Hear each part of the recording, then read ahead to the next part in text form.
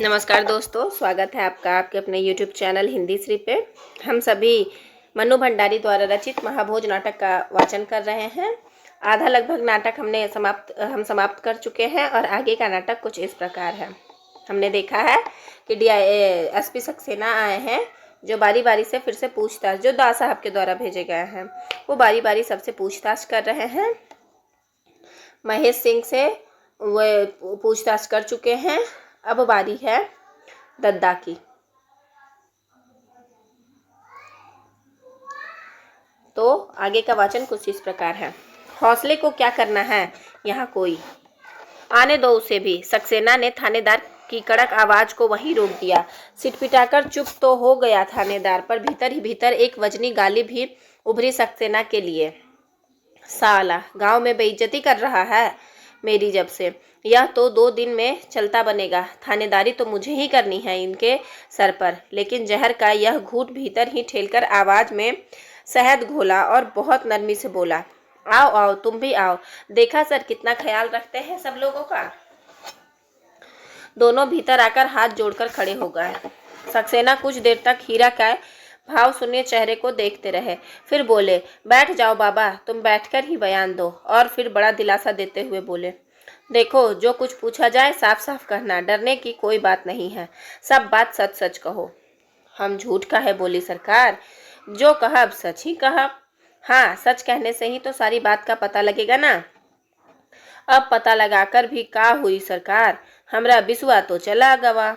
और हीरा ने अपनी पनीली आंखें जमीन में गाड़ दी। सक्सेना, पनीली मतलब उसके पुत्र की मृत्यु हो चुकी है, तो ये इतनी बात करते करते वो उसमें पानी आ गया है। सक्सेना 2 मिनट खामोश रहे, थोड़ा सहज हो ले हीरा। फिर उन्होंने बयान लेना शुरू किया। आरंभिक खाना पूरी करने के बाद पूछा, विशेषर तुम्हारा बेटा था? जी सरकार, सबसे बड़ा बेटा। उसकी उम्र 1 BC और 8 बरस। याद रखिएगा, 1 20 यानी 20 साल और 8 बरस यानी 28 साल का था वो। भादो का ही तो जन्म रहा सरकार। कुछ पढ़ा हुआ था? कुछ? अरे बहुत पढ़े रहा सरकार, 14 क्लास पास। शहर भेज के पढ़ावा रहा, मेहनत मजूरी की, रूखी सूखी खाई, पर अपने बीसू को बहुत पढ़ावा रहा साहेब। एक क्षण रुककर वह फिर बोला, बीसू के बारे में माँ बहुत सोच रहा सरकार। ना जाने कौन कौन सपना देखा रहा, बड़ा आदमी बनी है, कुर्सी पर बैठ के काम करी है। पर आवाज भर्रा गई हीरा की। गर्दन झटककर बड़े हताश भाव से बोला, सब धरा रहेगा। क्या काम करता था? कुछ नहीं। कुछ नहीं? 28 साल का जवान आदमी और काम धाम कुछ नहीं करता था? सक्सेना की ललाट पर सलवटें उभरी और आवाज में हल्की सी जिज्ञासा। पहले तो हिये गांव में अपन स्कूल खोले रहा, लरिकन बड़न सबका पढ़ावत रहा और ना जाने का समझावत रहा। क्या समझाया करता था? नजर में हल्का सा पैनापन उतर आया सक्सेना की। अब हम उई सब बातें का समझी सरकार, हम तो खुरपा और फौरा वाले मजूर ठहरे। 14 क्लास पास वाले की बातें हमारी समझ में का आ सकी। कौन कौन आता था उसकी स्कूल में? बतावा ना सरकार। गांव के सबे लड़का लड़किन आवत रहे, बड़ा लोगवा आवत रहे। हरिजन टोला माँ तो खुदे जाए के पढ़ावत रहा। बहुते शौक रहा पढ़ावे का, पर बाद माँ तो सब छूटीगा। क्यों? जेल चल गवा रहे ना 4 साल माँ, सब मटिया मेट होएगा। लौटे के बाद फिर पहले जैसा स्कूल जमवे नहीं भा। मतलब पहले जैसा जेल चला गया था, इस कारण से सब चीज़ खत्म हो गया, और जब लौटा तो पहले जैसा स्कूल जम नहीं रहा था। जेल क्यों गया था? का जानी सरकार, बॉस एक दिन ऐसे कि ही पकड़ी ले गए। मतलब पता नहीं किस कारण से, बस आए और एक दिन उसे पकड़ कर ले गए। अरे कुछ तो किया होगा। बड़ा माफी चाहती हूँ। लड़ाई झगड़ा दंगा मारपीट? नहीं नहीं, एकदम उछलकर हीरा बीच में ही बोला, वो सब कुछ नहीं। हमार बिसु कौनो दिन कहू से मारपीट नहीं की। झूठ नहीं बोलत सरकार, आपसे गुस्सा तो ओही का बहुत आवत रहा। आँख लाल हुई जात रही, अंगारा जैसन। मतलब आग आग के अंगारे के जैसा आंखें लाल हो जाती थी। पर हाथ तो आज कुछ काहू पर नहीं उठाइस रहा सरकार। मतलब आंख भले ही अंगारे जैसी लाल हो जाती थी, लेकिन हाथ किसी पर नहीं उठाता था। तो फिर किस लिए हुई जेल? सो तो आप लोग जानो सरकार, आपे लोग तो पकड़ी के ले गए रहो। सक्सेना ने थानेदार की तरफ देखा। थानेदार ने जरा सा आगे झुककर धीरे से कहा, नक्सली था सर। सक्सेना थानेदार की ओर ही देखते रहे, कुछ इस भाव से मानो थानेदार की बात से महेश की इस बात नक्सलियों का तो वह आलोचना करता था का तालमेल बैठाने की कोशिश कर रहे हो। थोड़ी देर बाद एक लंबी हुकार के साथ नजर फिर हीरा के चेहरे पर टिका दी। कितने दिन की सजा हुई थी? सजा तो कौनो भई नहीं सरकार, कौनो मुकदमो नहीं चला, बस एक दिन भिनसारे आए और बांधी ले गए। 2 महीना तक तो हमका पतो ही नहीं लगा सरकार की कहाँ है हमार बिस्वा।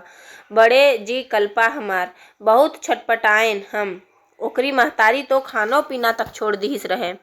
सक्सेना को पूरी तरह विश्वास हो जाए कि बिशु एकदम बेगुनाह था, हीरा ने भर्राई आवाज में एक बार फिर दोहराया, सच कही सरकार, हमार बिशु कौनो दिल जुलुम नहीं किन्हा रहा, कौनो गलत कामों नहीं किन्हा रहा। फिर एकाएक याचना भरे स्वर में उसने पूछा, आपे बताओ सरकार, काहे ले गवाह रहे हमार बिशुआ को? बेगुनाह के जेहल भेजे कौनो कानून होत है का? कितने दिन रहा जेल में? सक्सेना खट से बात को वापस लाइन पर लाए। पूरा 4 बरस रहा सरकार। जैसे एक दिन बांध के ले गए रहे, वह तरे एक दिन छोड़ दीन। नई सरकार ने छोड़ा ना? हाँ सरकार, तबे छुटमल रहा। हम तो बड़ा जस गाइत है नई सरकार का। हमार बिशु घर तो आवा, और दास साहेब तो देवता आदमी है सरकार। हम गरीबन का कैसा मान दीन। उ दिन हमरे घर आ हमको अपने संग लिवाए ले गए, नहीं तो को पूछत है गरीबन का दुख दर्द। हीरा का गला भर्रा गया। कुछ दुख से, पर उससे अधिक कृतज्ञता से। सक्सेना भी कुछ क्षण चुप रहे। हीरा को दास साहेब की गरिमा में पूरी तरह डूबने का मौका दिया। जेल से छूटने के बाद क्या करता था बिशु? का करत सरकार, 1-2 महीना तो पड़ा रहा, ना काहू से बोलत, ना चालब, ना कहू आउब, ना जाब, बस घोड़न में मुंह दिए बैठा रहत। जो खटिया पे लेटीगा तो लेटी के आसमाने ताकत रहत। जो खाए के कहो तो खाई ले, ना कहो तो भूखे। थानेदार ने चुप रहने का इशारा किया तो सक्सेना ने रोक दिया। नहीं, बोलने दो। एक एक शब्द लिखते जा रहे थे। हीरा की बात का वाह, हमका तो लगता नहीं रहा कि ये हमार वही बिसुआ है। अरे का बताई सरकार, बड़ी चुस्ती फुर्ती रही वाही के शरीर में, मूला सब निचुड़ गई। हीरा चुप हो गया। सक्सेना कुछ देर हीरा के बोलने की प्रतीक्षा करते रहे, फिर पूछा, पर कुछ तो करता होगा, आखिर दिन कैसे गुजरता था? का करता सरकार, बस बहुत बेचैन रहता रहा, रात भर टहरा करता, जाने कौन दुखी लागी गवा रहे। तुरंत रेखांकित, जाने कौन दुख लागी गवा रहे, मतलब पता नहीं कौन सा दुख लग गया था उसे। तुरंत रेखांकित, इसका मतलब कमाता धमाता कुछ नहीं था, कोई काम धंधा रोजगार। पहले तो स्कूले में लड़का लोग कुछ दे देत रहे, जितना जहिका पारी जाए, पर इधर तो हरिजन टोले में जियादा जात रहा। उ बेचारे का दे हैं सरकार, उनका तो अपने पेट भरब मुश्किल। तुम लोग कुछ कहते नहीं थे जब जवान आदमी निकम्मा बैठ रहा और बूढ़े माँ बाप मजदूरी करे? का कहत सरकार, हाँ महतारी लड़त रही, छोटे छोटे लड़कन का पेट काटी के पढ़ावा, और अब ना कछु करे ना धरे। अब तब हिम्मत रही साहब, अब हाथ पांव नहीं चलत, यही से महतारी बकत रही, कोसत रही। फिर भर्राए गले और रूंधी हुई आवाज में कहा, पर जब से गवाह है आँखिन से आंसू नहीं टूटत, रोए रोए के आधी हो गई है। सब दिन अपने को कोसत है, दैया रे हमहिन लड़ी लड़ी के अपने बिशु के मार डाला।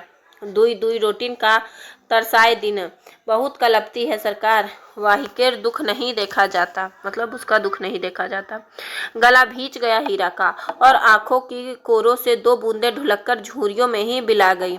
सक्सेना ने बड़ी मुस्तैदी से एक एक शब्द लिखा और फिर सबको रेखांकित किया। 2 क्षण रुककर अगला प्रश्न पूछा। माँ जब लड़ती थी तो बिशु क्या कहता था? कभी घर छोड़ने की बात, भाग जाने की बात या कोई ऐसी? नाही सरकार, भागत का है। ई गांव तो बहुते प्यारा रहा ओकरा। ऊ तो हमेश कहत रहा, थोड़े दिनों और रुकी जाओ अम्मा, फिर तुमको कौनो बात की शिकायत ना हुई। का जानी सरकार, वाही के मन में का रहे। मन की मने माँ लेके चला गवा। हीरा का गला फिर भर रहा आया। सक्सेना साहब कुछ देर तक चुपती सी निगाहों से हीरा को देखते रहे। फिर अगला प्रश्न फेंका। तुम कहते हो बिशु ने कभी किसी को मारपीट नहीं की? कहीं बाहर उसकी बेकारी को लेकर क्या कभी घर में कोई ऐसा झगड़ा हुआ जिसमें मारपीट हुई हो? पूछने के साथ ही सक्सेना ने अपनी नजर में और अधिक पैनापन घोल लिया, पर इस नजर से एकदम बेखबर हीरा बीच में ही बोल पड़ा। अरे नहीं नहीं साहेब, कब्बो नहीं, एको बार नहीं। आज तलक घर माँ कब्बो मारपीट नहीं भई।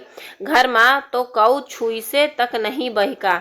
दुइनो छोटे भाई बहुते प्यार करत रहे, बहुते मानत रहे बिशु दादा का। हूँ जैसे कुछ विचार में पड़ गए सक्सेना साहब। फिर हीरा के चेहरे पर उसी तरह आंखें गड़ाकर पूछा, जानते हो जब उसकी डॉक्टरी जांच हुई तो उसके शरीर पर कोई जगह मारपीट के निशान थे। कलाइयों और टखनों में तो ऐसे निशान की जैसे कभी गहरे घाव लगे हो। और तुम कहते हो कि उसकी कभी किसी से मारपीट ही नहीं हुई? तब शरीर के वे निशान? कुछ इस भाव से पूछा सक्सेना ने, मानो बहुत मासूमियत से लपेटकर कही गई हीरा की बातों से धोखा नहीं खाएंगे वह। पर हीरा का ध्यान ना सक्सेना की नजरों के पैनेपन पर था, ना बात की तह तक पहुंचने वाले लहजे में। वह तो जैसे अपनी ही रौ में बोले चला जा रहा था। वो निशान तो सरकार जेहल से छुट्टी के जब आबा तबे के है। जब आवा रहे ना साहब, तब कलाई और टखनन मतलब घुटना होता होगा, टखनन पर घाव रहे, उनसे खून और मवादो आवत रहा। घी और हल्दी के फाहे रखी रखी के बड़ी मुश्किल से घाव ठीक की वही की महतारी। 4 साल तक जेल में हथकड़ी बेड़ी नहीं खोली गई रहे हमार बिशु के हाथन पावन से। शरीर पर बहुते मार लगाई रही शायद। सारे शरीर पर जख्मे जख्म रहे, बाहर भीतर सब जगह। एक क्षण रुककर फिर उसी तरह कांपते हुए स्वर में बोला, बहुते मुलायम रही खाल हमरे बिशु की साहब, बहुते मुलायम। और घुटनों में सिर देकर हीरा फूट फूट कर रोने लगा। गणेशी ने भाई को दिलासा देने के लिए पीठ पर हाथ रखा और सक्सेना साहब ने पास खड़े कांस्टेबल को इशारा किया कि पानी पिलाए। बिजली की फुर्ती से कांस्टेबल पानी का गिलास लाया और बड़े अदब के साथ उसने सक्सेना के सामने पेश किया। मुझे नहीं, हीरा को पिलाओ। गिलास गणेशी ने लिया और इंतजार करने लगा कि दद्दा थमे तो पानी दे। इसी बीच थानेदार ने झुककर झिझकते हुए पूछा, अब थोड़ा रेस्ट हो जाए सर, एक चाय। यह भी इस बीच चाय पानी कर लेगा। थानेदार को यही लग रहा था कि कितनी भागदौड़ करके तो उसने गर्मा गर्म इमरतियों का इंतजाम किया था, और यह एसपी साला ऐसा काम का सगा बना हुआ है मानो इसने काम रोका तो दुनिया रुक जाएगी, सब ठंडी हो गई होगी। एक गाली उभरी उसके मन में। ठीक है, ले आओ। फिर हीरा को संबोधित करके, तुम्हारे पास भी कुछ खाने पीने को है या नहीं? जवाब दिया गणेशी ने, है सरकार, बांध के लाए रहे। नहीं है तो एक दुकान है वहाँ बाहर चाय की, ले लेना वहाँ से कुछ। जाओ बाहर जाओ, कुछ चाय वा पी लो, मन थोड़ा थिर हो जाएगा। बात खत्म करते ही सक्सेना की घूरती हुई नज़र से थानेदार की नज़र मिली तो अपनी आवाज़ की सख्ती से खुद ही थोड़ा सकपका गया। तुरंत चेहरे पर मुलायमित घोलकर कहा, देहात के लोग थाना कचहरी आते हैं सर तो खाना तो बांध कर लाते ही हैं, देर अवेर तो हो ही जाती है इन कामों में। थानेदार को यह डर लग रहा था कि कहीं हीरा और गणेशी को भी यहीं चाय पीने के लिए ना कह दे। इन गांव वालों के लिए मन में बड़ा प्रेम फूट रहा है ना एसपी साहब के। जरूर यह भी कोई चक्कर होगा ससुरा, वरना पुलिस वाला आदमी इतना लिजलिजा नहीं होता। गांव का हो चाहे शहर का, आया है तब से लगा रखी है। इन्हें रोको मत, इन्हें गुड़को मत, सख्ती से पेश मत आओ। जितनी बकवास करे करने दो। जरा सा बोलते ही कैसा नजरों से दाग देता है कि जीभ तालू के से ही चिपक कर रह जाती है। लगता है जैसे यहाँ बयान लेने नहीं, आरती उतारने बुलाया है सबको। ये तो अपने चल देंगे, गांव में कैसी कैसी गालियां उछलेंगी उसके नाम वही जानता है, आगे तो उसे ही संभालना है। सवेरे बिंदा के ना आने से जो एक घबराहट हो रही थी वह अब खुशी में बदलने लगी। ठीक कर देगा बिंदा, 2-4 गाली बक देगा तो धरी रह जाएगी यह नरमी और यह सहरातीपन। तब देखूंगा कैसे नहीं करते हैं सख्ती। देखो मैं चीनी नहीं लेता, किनारे की मेज पर चाय ढालते हुए कांस्टेबल को आदेश दिया सक्सेना ने। प्लेट में इमरतियां जमाते थानेदार के हाथ वहीं रुक गए। अरे सर, यह क्या? मैंने तो आपके लिए स्पेशल मिठाई का इंतजाम किया था। इधर गांव में कहाँ मिलती है मिठाई? वो तो सरपंच साहब ने आपके डायबिटीज का मरीज हूं ना, मना है चीनी। सक्सेना ने कोई खास तवज्जो नहीं दी, ना स्पेशल इंतजाम को ना सरपंच को। जेब से स्वीटेक्स की छोटी सी डिब्बियां निकाल ली, साथ ही एक सिगरेट सुलगाने के बाद सिगरेट के थानेदार की ओर बढ़ाया। बढ़िया ब्रांड की सिगरेट देखकर मन लपलपाया तो बहुत, पर अदब ने हाथ नहीं बढ़ाने दिया। नहीं सर, बस आप ही पीजिए, कृतज्ञता में आकंठ डूबकर कहा थानेदार ने। क्या बात है, सिगरेट नहीं पीते? अच्छा चाय तो लो अपनी। और खट्ट से सिगरेट केस बंद करके सक्सेना ने वापस रख दिया। एक बार और तो कहता, एकदम समेट ही लिया, मन में उभरा, पर जी सर कहकर अदब से चाय का प्याला उठा लिया और बड़े संकोच से घूंट भरने लगा। चाय की चुस्कियां और सिगरेट के कस खींचते हुए सक्सेना कुछ सोचने लगे। सिगरेट से निकले हुए धुएं के गोरख धंधे में उनका मन ऐसा उलझ गया कि मानो वे कमरे से ऊपर उठ गए हों। थानेदार की इच्छा हो रही है कि एसपी साहब उससे कुछ बातें करें, गांव वालों के बारे में ही कुछ पूछें, इस केस के बारे में ही उसकी राय जाने। आखिर पहली बार तो उसने ही लिए हैं सारे बयान। गरम कुछ ज़्यादा ही है यह जगह। लो, ये तो मौसम पर चालू हो गए।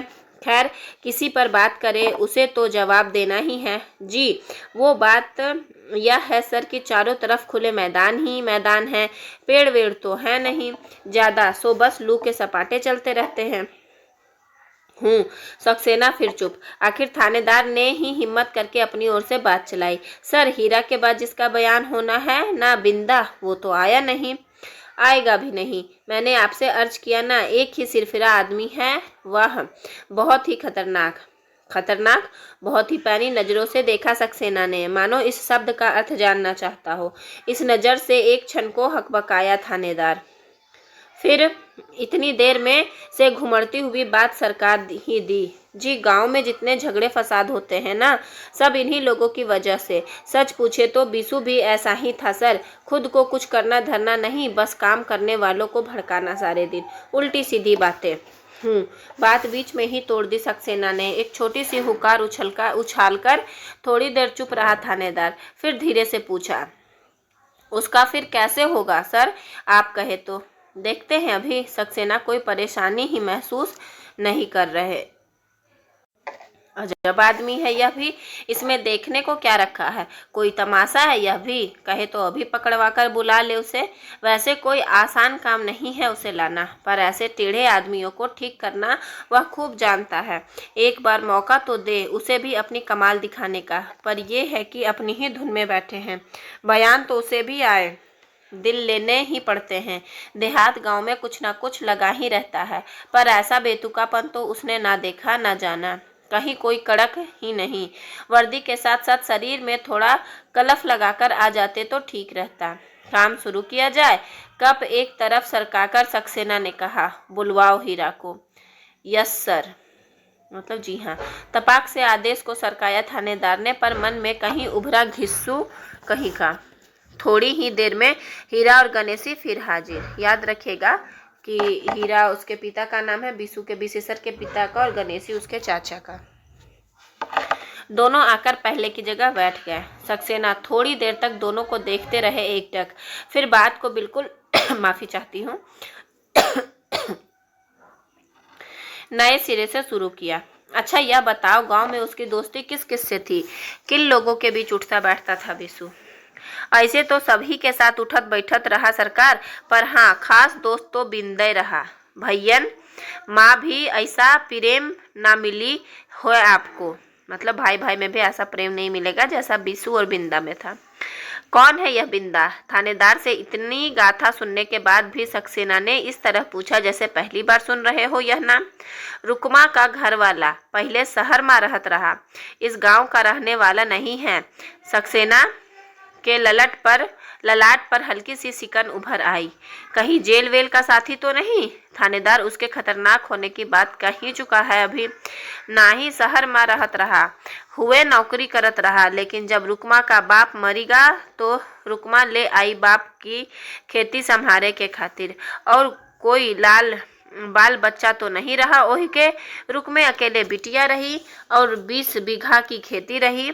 याद रखेगा कि रुकमा को कितने बीघा की खेती थी? 20 बीघा की। कुआं, गाय, बैल, भैंस, अमराई, यह रुकमा कौन है? अरे ओही केर घरवाली सरकार, यही गांव केर लड़की बिटिया जैसा। हीरा ने कुछ इस भाव से कहा मानो इतनी जगत विख्यात बात भी नहीं जानते सक्सेना साहब। बहुते अच्छी लड़की है सरकार, बिसु का तो बहुते मानत रही, पिरान देती रही वही पर तो हूँ। एक लंबी हुकार के साथ सक्सेना ने यह वाक्य अपने भीतर उतार लिया। उहे के स्कूल में पढ़त रही ना सरकार? बस तब से बिसु के स्कूल में पढ़ती थी? हाँ, तब शादी कहाँ भई रहे, तौन पढ़त रही, बहुते होशियार रही पढ़े माँ। बिसुओ बहुत मान रहा, बहुत नेह रहा वही पर बिसु का। बात कुछ और गहरे उतरी। जब बिसु का जहल लगी, मतलब जेल लग गया, बहुत रोई। बिसु की माई की तरह कल्पत रही साहब। रुकमा खा पियब सब छोड़ दीस रहे। बात ताल में जाकर जम गई और बयान के हर पंक्ति रेखांकित होती चली गई। शादी कब हुई रुकमा की? यही बस कौने 3 बरस। बहुत रोध होकर की शादी या खुशी खुशी कर ली? अरे सरकार, रोती तो है ही बेटीवे शादी में समय, मतलब शादी के समय बेटियां तो रोती ही हैं। महतारी का घर छोड़त करेजवा बहुत कसकत है बिटियन का। फिर यहीं के तो महतारियों नहीं रही सरकार, बाप का घर वही देखत रही। मोह तो होते हैं। शादी करके शहर में चली गई या गांव में ही रही? शादी के बाद कौन गांव के में छोड़त सरकार, गई तो शहर ही, पर वहाँ एको दिन मन लागे नहीं सरकार। उही का मतलब उसको तो गांव चली आई। और का बाप की बीमारी माँ आई तो फिर के गईवे नहीं। साफ कह दीहिस बिंदा से, मैं अब शहर ना आई हो, आवे का होई तो बिंदा आवे, नहीं तो रहे अपन शहर में। ऊ अब बाप की खेती देखी है, बस फिर बाप के मरे पे बिंदाओ गांव आई रहा। तल में बैठी बात पर मुहर लग गई। तो बिसु की जान पहचान कैसे हुई बिंदा से? वह तो जेल में रहा होगा उस समय। जेहल के छूटे के जब आवा तब भाई सरकार।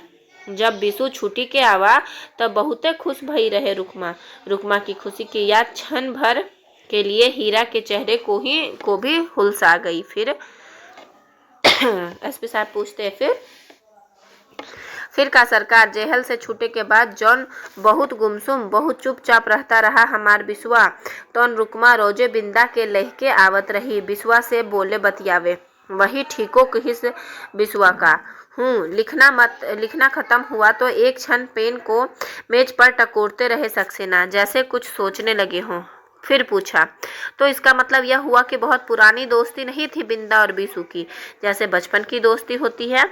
नहीं, वो तो रुकमा से रही, बिंदा से तो यह 6-7 महीने केर आया।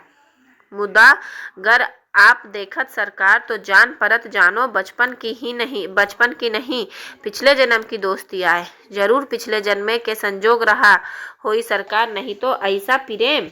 अच्छा, कभी लड़ते भी दोनों आपस में? अरे खूब लड़त रहे सरकार, मार जोर जोर से लड़त रहे। एकाएक हीरा के झुर्रियां भरे चेहरे पर वात्सल्य की तरलता झलकने लगी, मानो सामने ही बिसु बिंदा लड़ रहे हों। किस किस बात पर लड़ते थे? प्रश्न पूछने के बाद ही साथ ही सक्सेना ने अपनी निगाह पैनी और सूंघने की शक्ति को तेज कर लिया। ना जाने कौनी बातन पर ऐसी बत कही कि बिस्सा बिंदा पढ़े लिखे हैं ना सरकार। फिर शहर के रहवैया, अब हम का उनकी बातन का समझ सकती हैं सरकार। बतियात जो लड़ पड़े तो लड़त रहत। अच्छा, यह बताओ रुकमा अपने आदमी के साथ खुश है?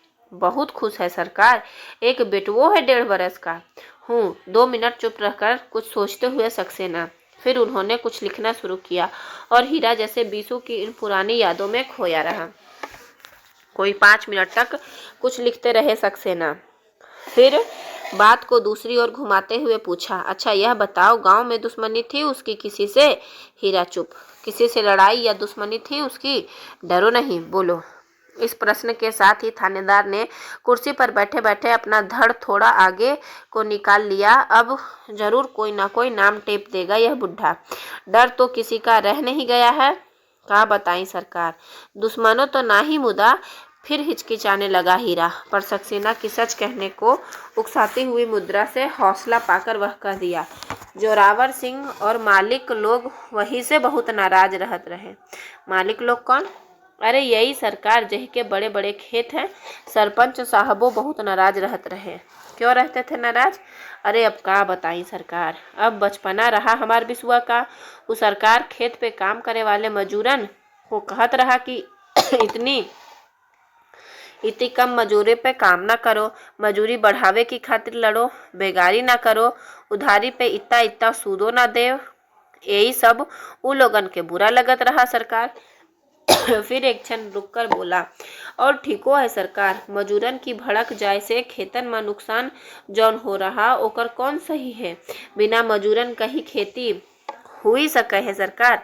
थानेदार के शरीर में जैसे लहरें उठने लगी, यह बताने के लिए कि बिशु मजदूरों को उपद्रव करने के लिए कैसे कैसे भड़काया करता था और कितना नुकसान होता था। खेत मालिकों का, ना तुम्हारे पास जमीन, ना तुम्हें मजदूरी करनी, फिर मालिक मजदूरों के बीच आने की जरूरत प्रश्नसूचक है। पर हिम्मत नहीं पड़ी कुछ भी कहने की। कभी मारपीट भी हुई इन लोगों से इस बात को लेकर? कोई धमकी वमकी दी गई उसे? ना ही सरकार, मारपीट कबो नहीं भव। हम तो बहुत समझावत रहे बिसुआ का। माफी चाहती हूँ, पर हमारी एको नाही मानत रहा। जोरावरों समझावत रहा, धमकातो रहा कि देख रे बिसुआ, तू जो हमरे मजूरन के हड़काई है त जेल भिजवाई देबो। बिसुओ खूब बहस करत रहा, खूब झगड़ा करत रहा जोरावर से, पर मार पीट तो कबो नहीं भइल सरकार। हम सच कहित हैं आपसे, बिसुआ को कोऊ हाथों नहीं लगावत रहा सरकार, कौनो दिन नहीं। अंतिम वाक्य पर थानेदार के तनाव एकाएक ढीले हो गए। समर्थक कैसे स्वर में, जी सर, कभी कोई मारपीट नहीं हुई। और थानेदार की मुहर लगे हीरा के वाक्य को रेखांकित कर दिया सक्सेना ने। फिर पूछा, अच्छा यह बताओ कि जिस दिन उसकी लाश मिली उससे एक दिन पहले उसका किसी से झगड़ा हुआ था या कोई कहा सुनी हुई थी, घर में, बाहर या जोरावर से? नाही सरकार, काहू कसे नाही। इधर तो ऊ लड़बे छोड़ दिहिस रहे। जब से हरिजन टोला माँ आगजनी भईना सरकार, तब से ऊ काहू से लड़बो नाही करा। बस भीतरे भीतर कल्पत रहा। बहुत रोवा रहा उई दिन सरकार, बहुत रोवा रहा। कबो कबो तो रात भर छटपट छटपट करे सरकार। अब का बताई, बहुत रिसियावत रहा कि उतना बड़ा कांड हुई गवा और कौनों के ना ही धरा पुलिस। फिर एक क्षण रुककर बोला, बहुत दर्द रहा उका मन में। अच्छा क्या करता रहा था उस दिन वह? कहाँ कहाँ गया, किस किस से मिला? दोपहर तय तो बिंदा करने रहा सरकार, वही के खेत पर। फिर बिंदा तो शहर चला गया और ऊ घरे आवा। संझा के फिर निकरिगा तो रात के आवा। ना जानी कहाँ गवा रहा सरकार। हम तो कबो पूछते नहीं रहे सरकार। रात में जब लौटा तो उसकी तबीयत ठीक रही सरकार। खाना खाया था? खाना तो संझा के खाते नहीं रहा सरकार। जेहल से छूटे के बाद से पेट बहुत खराब रहत रहा। 2 टमे के का खानो नहीं हजम होत रहा। तुम्हारे सामने सोया था घर में? हाँ सरकार, बाहर खुलन मातो सोवा रहा। रात में उसे बाहर जाते या घर में किसी को आते देखा? नहीं सरकार, किसी के कोई आवाज, बातचीत या शोरगुल कुछ सुना, जैसे कोई बिशु को उठाकर ले जा रहा हो या कि? नहीं सरकार, कुछो नहीं देखा सुना हम तो। हमरे आगे तो अच्छी तरह सोवा और भोरे आई के जोगेश्वर साहू बताइन कि पुलिया पर लहास पड़ी है। कब गवा, कैसे गवा, कुछो पता नहीं। मुदा नींद। गला भर्रा गया और हीरा की आवाज़ रुंध गई। एक क्षण सक्सेना रुके, फिर पूछा, तुमको क्या लगता है कैसे मौत हुई बिशु की? पूछने के साथ ही नजरें हीरा के चेहरे पर गड़ा दी सक्सेना ने। थानेदार ने भी उछक्कर गर्दन जरा सी आगे को निकाल ली। थरथराते गले से ही बोला, हीरा, हम का बताई सरकार, पर अपन मौत नहीं मरा हमर बिशु, जौरे कऊ मारवाइस है हमर बचवा का। बोल तो कछु नहीं पाया, पर तनाव से चेहरा बुरी तरह खिंच गया थानेदार का। किसी पर शक है तुम्हें? बिना किसी लाग लपेट के सीधा प्रश्न दागा सक्सेना ने। थानेदार की गर्दन थोड़ी और आगे निकल आई। बोलो, डरो नहीं, किसी पर शक है तो नाम बताओ उसका। हम का बताई सरकार, पर सारा गांव एक क्षण के लिए फिर रुका हीरा। बोलो बोलो, बताओ, हिम्मत बंधाई सक्सेना ने। सारा गांव जोरावर सिंह के नाम ले ही रहा है सरकार। इस बार चुप नहीं रहा थानेदार। इतनी देर की कुलबुलाहट निकल ही आई आखिर। पर सक्सेना साहब पर नजर पड़ते ही अपने को साधा और समझाने के लहजे में बोला, अपनी बात बोलो बाबा, अपनी बात। गांव वालों की बात गांव वाले कहेंगे। तुमको हाथ के एक हल्के से झटके से थानेदार की लगाम खींच ली सक्सेना ने। थानेदार भीतर ही भीतर ऐंठ कर रह गया और मन ही मन सक्सेना की 7 पुश्तों की तर्पण कर डाला। तुम्हें भी शक है जोरावर पर? हम का शक करे सरकार, आखिन से देखे बिना कैसे कही का नाम ले ले। और अब नाम लेके होवे का सरकार, हमार बिशु तो चला गवा, हमार पाला पोसा जवान लड़का, अरे हमार बचवा। और घुटनों में सिर देकर फूट फूट कर रोने लगा हीरा। गणेशी ने फिर पीठ सहलाई और कांस्टेबल ने सक्सेना के इशारे पर फिर पानी का गिलास थमा दिया। सक्सेना कुछ लिखने लगा और थानेदार मन ही मन भुनभुनाने लगा। बयान के नाम पर बुढ़े से पुरान बचवा रहा है पिछले 4 घंटे से, और उसने एक वाक्य बोल दिया तो इशारे से ऐसी लंगी लगाई कि आधी बात मुंह में ही घुटकर रह गई। अपने ही हल्के में गीदड़ बनाकर रख दिया इस ससुरे एसपी ने। ऐसे पुचकार पुचकार कर बयान लोगे तो कहीं अनकहीं सब कहेंगे ही ये लोग। गांव वालों से पाला नहीं पड़ा लगता है इनका कभी। जानते नहीं कि जरा सी सह मिलते ही सीधे खोपड़ी पर सवार होते हैं ये लोग। जूते की नोक पर ही ठीक रहते हैं। अभी तो बिंदा जाने और क्या गुल खिलाएगा।